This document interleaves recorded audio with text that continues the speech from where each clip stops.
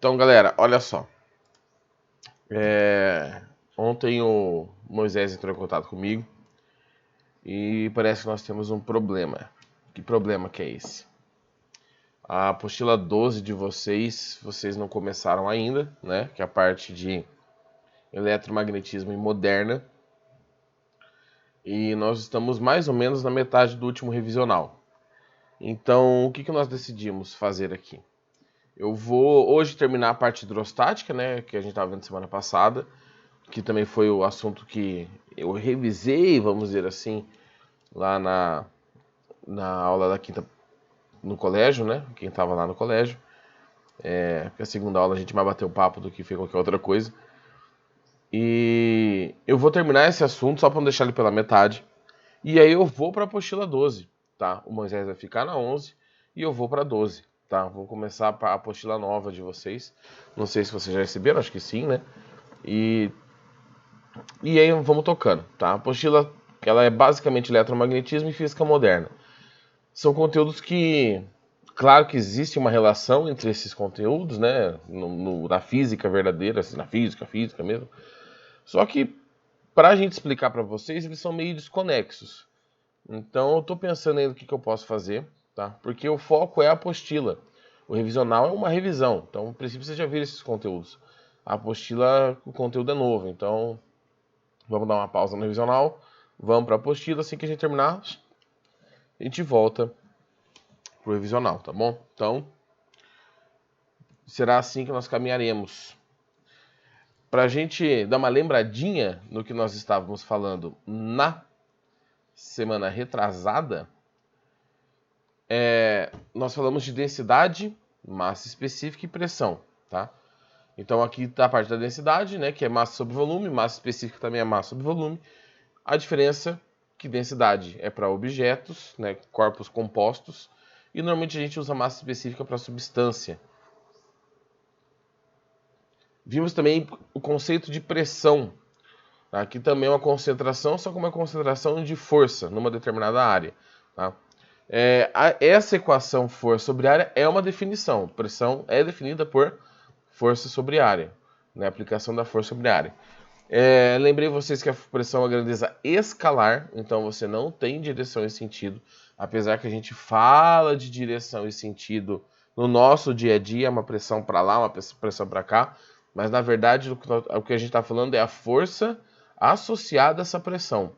A força que gerou essa pressão. A pressão não pode ter direção e sentido, porque ela não faz nem sentido lógico, né? Você falar assim, uma concentração para lá, não tem razão. E se eu não me engano, na última aula, eu peguei esta equação de pressão e eu apliquei, transformei essa equação de pressão, usando o conceito aqui do líquido fechado em um cilindro, tá? Para uma equação geral de pressão em líquidos, que é essa aqui. ρGH. Rho, a massa específica, mas você pode colocar a densidade também. G, a gravidade. E a H, a altura da coluna do líquido. A quantidade de líquido que tem acima daquele ponto. Então a pressão não depende da base. Dentro do líquido eu estou falando, tá? Não depende da área. Depende só de quanto líquido você tem para cima. Tá? E aí, se eu não me engano, deixa eu ver se eu falei aqui. Não falei. Tá? O que a gente vai comentar hoje... Deixa eu só ver se a próxima gera exercícios. Exatamente. São as leis, tá? A lei de Stevin, a lei de Pascal. A lei de Stevin eu acabei comentando um pouquinho na quinta passada lá no colégio, porque ela é consequência daquela equaçãozinha que eu mostrei para vocês. Tá? E, se tudo der certo, a lei de Arquimedes. O princípio de Arquimedes, na verdade. Beleza? Então, vamos lá.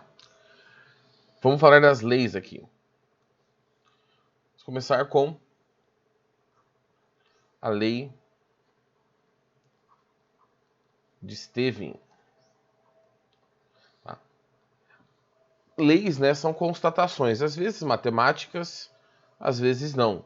Então, você não precisa ter necessariamente uma equação por trás, mas normalmente tem alguma coisa matemática que explica aquela lei ou que trabalha com aquela lei. A lei de Stevin diz que em objetos, aqui vocês entendam objetos como líquidos, né? Ou gases, né? Fluidos. Em objetos em equilíbrio. Eu vou até tirar objetos e colocar fluidos aqui, né? Vamos fazer direitinho. Em fluidos. Não. Em fluidos. Em equilíbrio. É assim mesmo. Em equilíbrio. Ao mesmo nível. A pressão.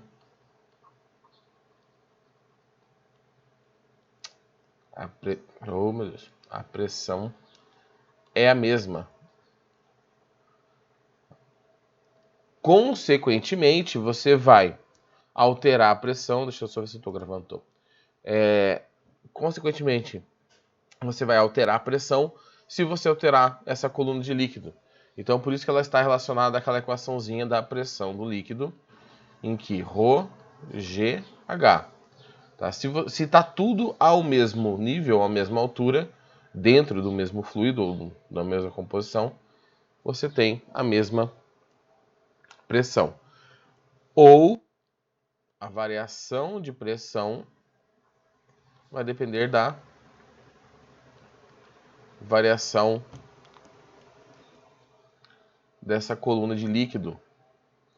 Então, o relógio, deixa eu ver o meu aqui. Tô ficando cego, gente. O relógio tem, vixe Maria, peraí, 100 metros de profundidade ele suporta embaixo da água. Então, 100 metros embaixo da água equivale a uma coluna de líquido acima dele, né, de 100 metros de água, que com certeza eu não vou mergulhar. Então, se chegar a essa profundidade que eu perdi o relógio. Só que tem atmosfera em cima ainda, né? Então, a atmosfera vai ser uma pressão extra adicionada aos nossos sistemas. Então, essa é a lei de Stevin. Onde eu vou usar aqui para demonstrar a lei de Stevin? Um exemplo. Eu vou usar justamente o experimento do Torricelli. Tá? Cadê? Experimento de Torricelli. Que é o experimento que mediu pela primeira vez a pressão atmosférica, tá?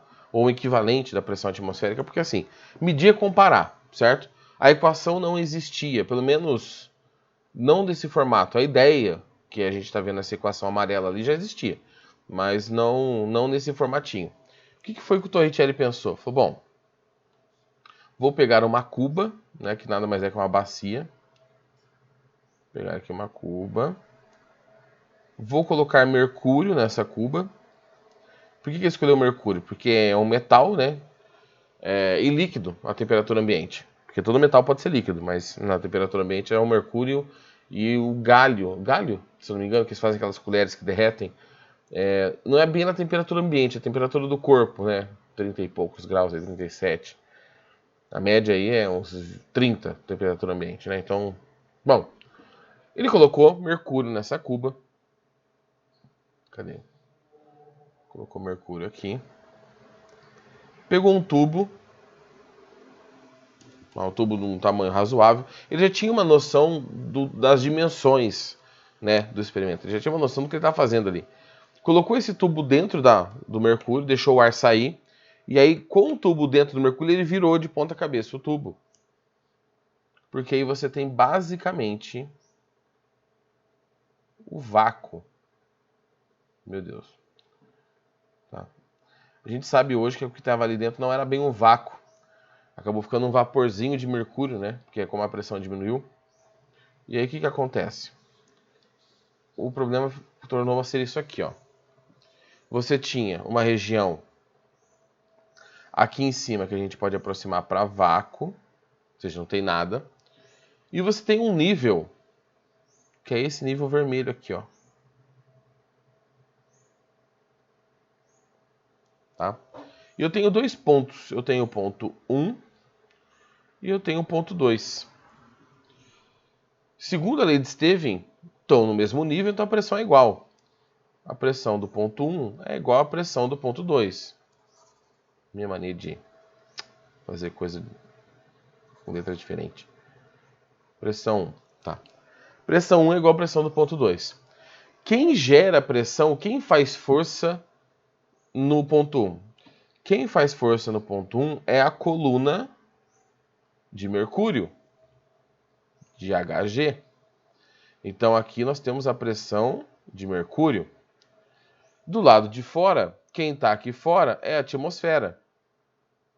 Então nós temos aqui, tá? Eu estou representando de novo com flechinhas, mas não é a pressão, né? Seria a força. Apesar que aqui não é bem um vetor, então não tem problema.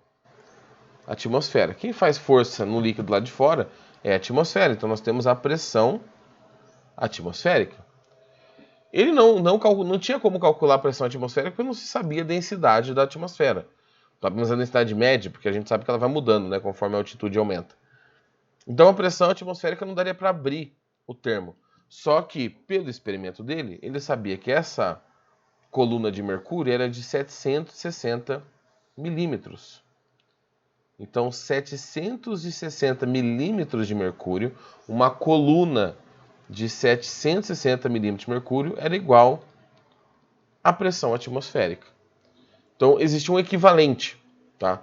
Toda a atmosfera, do chão até o ponto mais alto, que tem uma quantidade razoável de gás, numa coluna, né? Toda essa quantidade de gás gera uma força na superfície, num pedaço de superfície, equivalente a 760 milímetros de mercúrio, que é 76 centímetros, né? Só que eles gostam de deixar em milímetros aí, porque acho que a química gosta de trabalhar com essa unidade. A química gosta de umas unidades, nada a ver. 760 milímetros de mercúrio. E daí que vem essa relação. Uma pressão atmosférica, pressão da atmosfera da Terra, 760 milímetros de mercúrio. Nós temos também... Aí começaram a fazer um monte de comparação, né? Depois que a galera falou, pô, funcionou, o experimento faz sentido fisicamente. Fizeram com a água.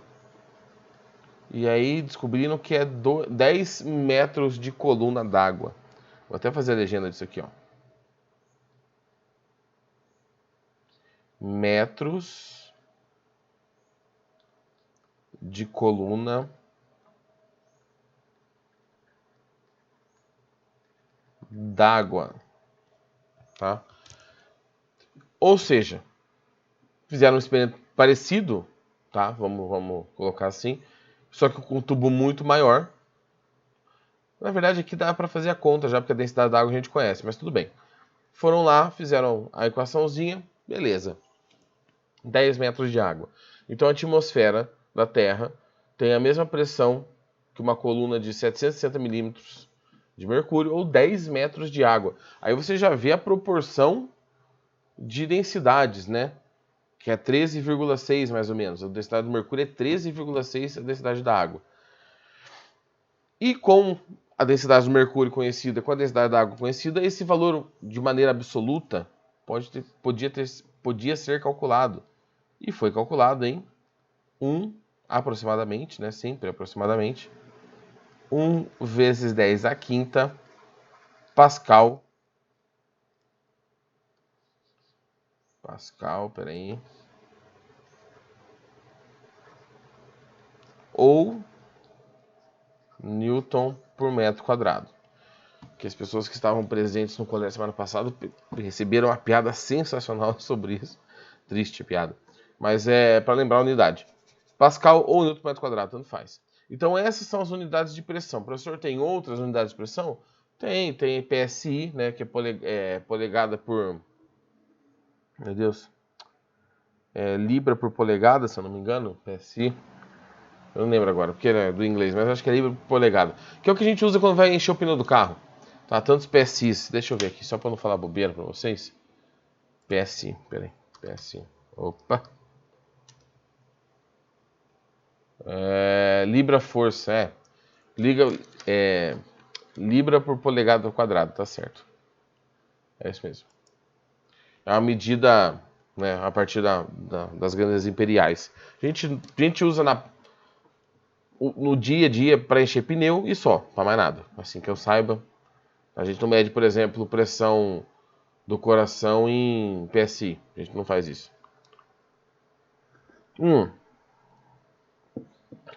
E qual é a outra lei associada aqui para a gente conseguir para os exercícios? A outra lei associada é a lei de Pascal. Então, se quem tiver alguma dúvida, é só dar um berra aí, viu?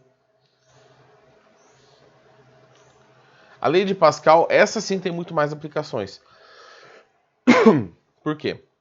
Porque na lei de Pascal, tá, o que o Pascal percebeu foi que líquidos que não são comprimíveis... Gente, eu passei essa parte da lei de Pascal para vocês? Eu tenho quase certeza que sim. Ou foi no PAS que eu passei do segundo ano?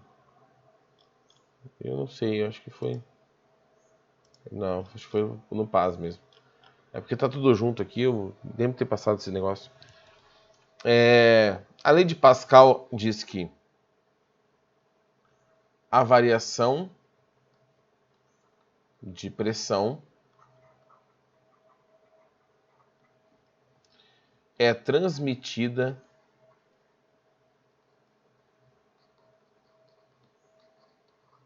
por todo fluido, né? E esse princípio é o que é usado nas prensas hidráulicas. Então, olha só, vou passar um videozinho aqui para vocês. Primeira coisa, a gente trabalha na aproximação, até no ensino superior, não só no ensino médio, com materiais, com líquidos, com gases não, mas com líquidos que não podem ser comprimíveis. Ou seja, quando você aperta ele, não tem espaço entre as moléculas. Tá? O gás a gente sabe que tem bastante espaço. Então, se você pegar uma seringa, por exemplo, e apertar, colocar na pontinha lá dela, claro que sem agulha, né? Encher de ar, colocar um dedo na ponta e apertar, você consegue empurrar um pouco o êmbolo, né? Dar uma comprimida nesse ar. Já o líquido não. O líquido, se você tirar todo o ar ali de dentro, você praticamente não consegue comprimir. O que você acaba mais comprimindo é aquela borrachinha do êmbolo, aquela parte preta, né? Que se move para frente e para trás. Então, na prática, a gente considera que esses materiais, principalmente os líquidos, não têm espaço. A simulação que eu vou passar tem espaço entre as moléculas. Então, o primeiro momento, quer ver? Deixa eu colocar aqui, ó. Cadê? Pascal aqui. Ó, em um primeiro momento, você tem uma força externa empurrando essas bolinhas. Tá vendo que não é automaticamente que todas as bolinhas começam a se movimentar? Então, essa energia, essa força que você fez ali, vai transmitindo, vai transferindo energia para as moléculas, que são representadas por bolinhas. E aí, depois de um determinado tempo, aí sim, quando elas já estão juntas o suficiente, a gente pode considerar que ela não se comprime mais, tanto que o êmbolo para de andar e todas as moléculas vibram do mesmo jeito. Então, o que você fez em uma determinada posição foi transmitida para todas as outras posições desse líquido, desse fluido, tá? Então, tá tudo vibrando mais ou menos da mesma maneira. Isso aqui é feito por simulação, tá? Então, claro que tem uns lugares que vibram um pouquinho mais, outros vibram um pouquinho menos, mas a média é basicamente a mesma. E aí, a prensa é baseada em qual princípio? Vou continuar aqui.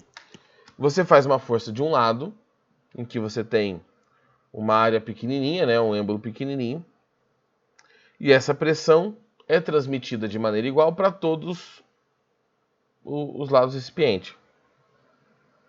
Do lado direito, vocês vão ver que o espaço é maior, né? A área ali é maior.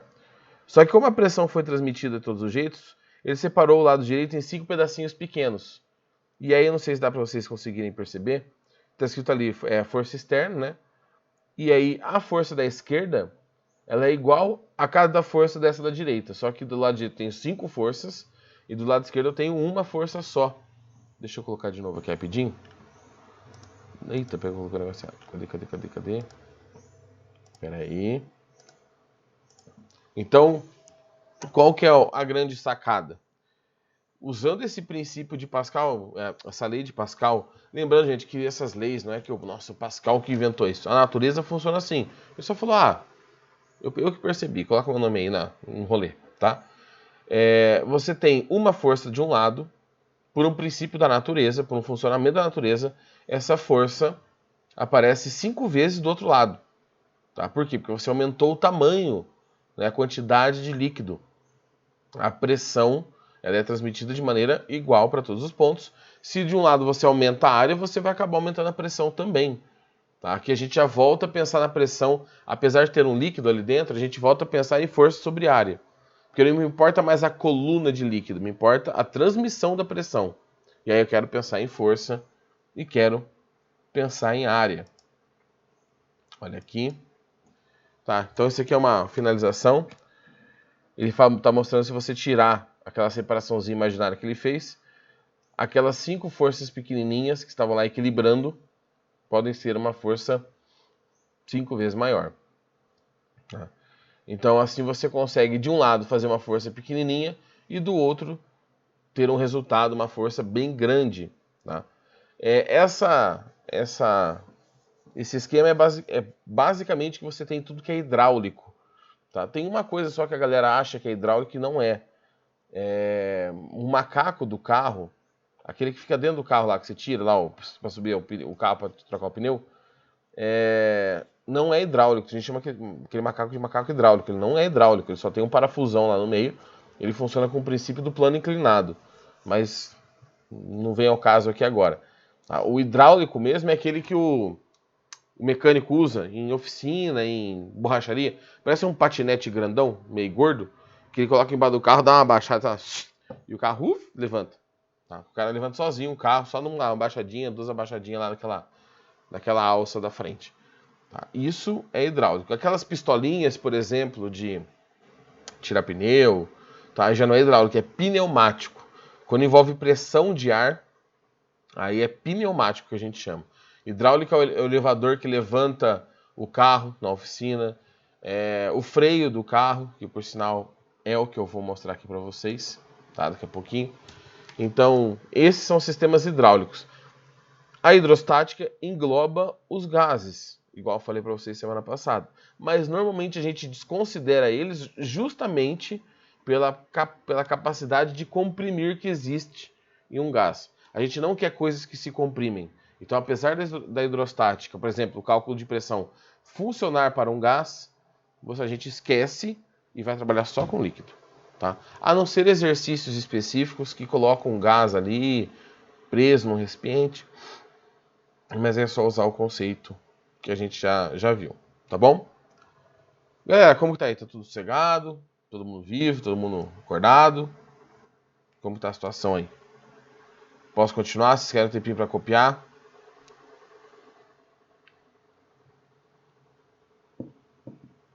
Pode continuar? Beleza. Se alguém precisar de um tempo, gente, só dá um berro aí, tá? Então, olha só. Antes de mostrar um funcionamento do freio do carro, né? Olha isso aqui. Isso aqui é um ludião. Esse canal aqui é o canal do Mago da Física. É um canal velho do YouTube. Que tem uns experimentos assim. É legalzinho até. Então tem uma garrafa de Coca-Cola, né? Todo mundo sabe a garrafa de Coca-Cola. Com uma seringa dentro. Uma seringa dessas normais. Ele aperta. E aí eu não sei se vocês conseguem ver. Eu acho que vai dar um zoom. Conforme ele aperta em água ali, né? Conforme ele aperta, a seringa desce. Conforme ele solta. Solta, amigo. Ó, ele solta a garrafa, a seringa sobe. Ele não tá relando a seringa. Tá? Como que ele faz para essa seringa descer? Para essa seringa afundar, tá? Esse esqueminha, esse ludião que chama isso aí, você tem mais ou menos isso aqui, ó. Você tem uma seringuinha bem simplificada.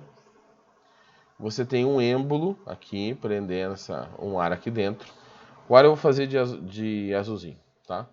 E o ar tá aqui dentro da seringa. Você tampa a pontinha dela para o ar não sair. Conforme você aperta a garrafa que está cheia de líquido, a pressão que você aumentou nas paredes desse recipiente, como não são rígidas, é transmitida para o líquido. E aí o líquido aumenta a pressão. Quando aumenta a pressão, esse êmbolo, ali aquela parte que se move da seringuinha, aperta mais o gás que está ali dentro. Tá? Eu fiz de azul, mas não confunda com água. Aqui eu estou falando de gás.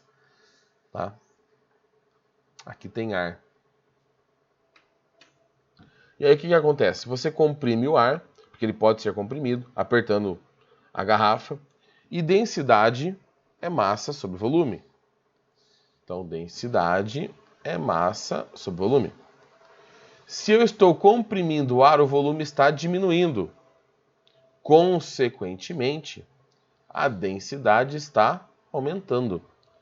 E aí você consegue controlar a densidade dessa seringa apertando mais ou apertando menos, tá? Conforme você aperta mais, a densidade aumenta muito e o objeto afunda. Se você soltar, o objeto sobe. Dá para fazer com tampinha de caneta, essas tampinhas Bic aqui, ó. Tá? O Ludião, você pega, acho que tem que só tampar aqui em cima, deixar um pouquinho de ar e colocar dentro da garrafa d'água. É facinho fazer um negócio assim. Também é só lúdico, não tem, nossa, fazer um experimento. É só para brincar ali mesmo. Tá? Então isso é uma aplicação da lei de Pascal. Quem for depois, quiser procurar o vídeo do canal do cara aí, do Mago da Física, procura lá, Ludião, Mago da Física, ele começa o vídeo explicando, colocando, por exemplo, uma lâmpada perto, aí ele está segurando a garrafa embaixo, não dá para perceber direito. E aí o negócio sobe, desce, sobe, desce. Aí ele coloca um laser na seringuinha, a seringuinha sobe e desce. E ele tenta levantar hipóteses para tentar explicar aquilo. Tá? Então meio que já serve também como um negocinho do método científico. E por fim, dos videozinhos da primeira aula, o freio do carro. Temos aí 4 rodas, né? Um sistema simplificado de freio, o pedal de freio, tá? Você pode nunca ter dirigido, vocês nem têm idade para dirigir, mas vocês já andaram de carro, obviamente. Ah, o senhor não anda de carro, anda de moto. Ah, tá bom, mas você já viu um carro na vida. Aí tem alavancas, coisas que nós já estudamos, que transmitem essa força por um sisteminha ali que agora não vem ao caso. E depois você tem um cilindro, que é essa parte cinza embaixo, com um líquido.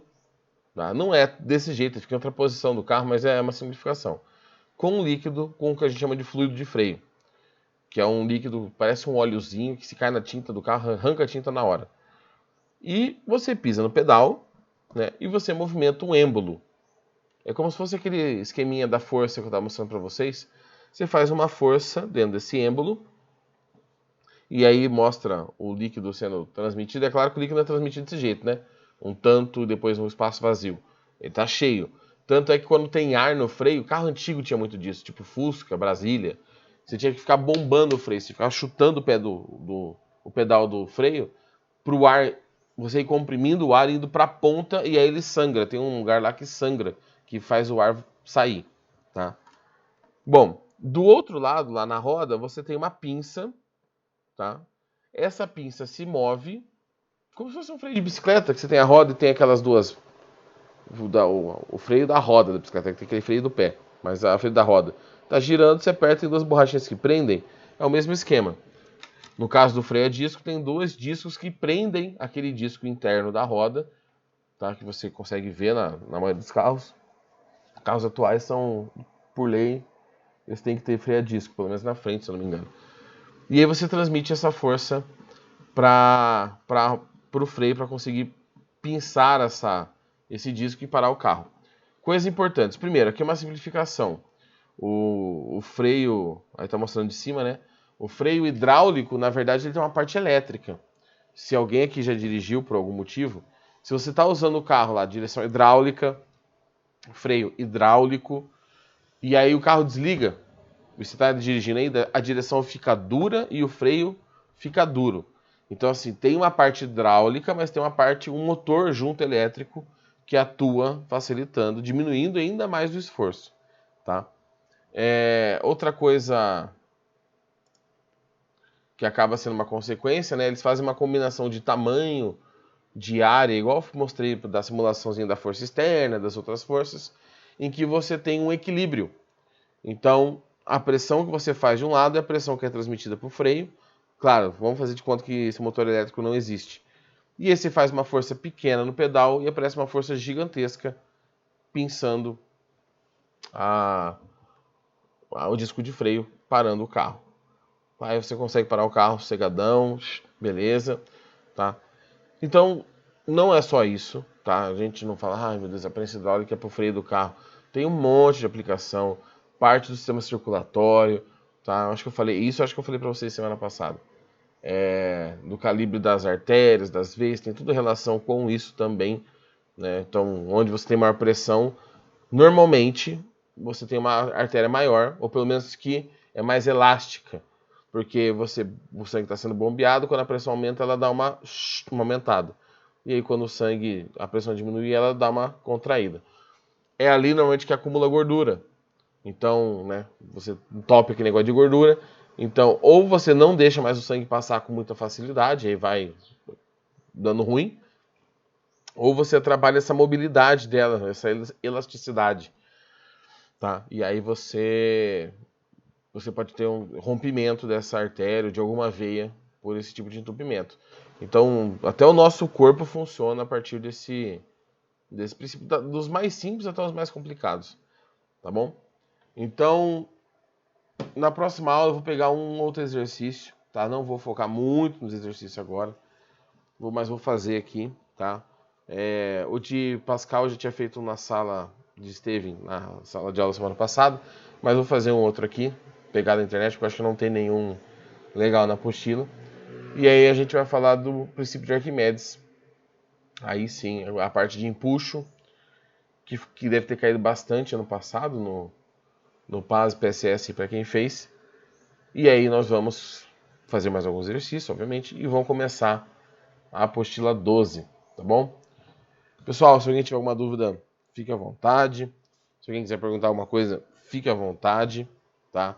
Eu não quero correr muito, eu não quero, sabe, exagerar, mas a gente precisa pelo menos a apostila 12 fazer, porque é um conteúdo que vocês nunca viram na vida. Então vamos fechar a primeira hidrostática para não ficar pela metade e depois a gente vai para a apostila 12, tá? E eu fiquei sabendo que semana que vem não tem nossa aula presencial, para quem tá pensando aí na aula para semana que vem, porque o colégio acho que vai participar da eleição, é isso, né? Vai ter coisa de voto lá, não sei. E eles têm que limpar o colégio, não sei o que, então não haverá nossa aulinha presencial na quinta-feira. Fechou? Como vai ficar semana que vem, não sei. Se vai ficar só aquela aulinha gravada, se vai ter alguma coisa a mais, não sei. Mas aguardem notícias. Certo? Jovens, é isso. Nos vemos daqui a pouquinho, então, na nossa próxima aula. Tem mais uns 2 minutos aqui, eu vou ficar aberto com o Google aberto, se alguém quiser tirar uma dúvida, senão nos vemos daqui a pouquinho, tá bom? Então, galera, até mais. Tchau, tchau.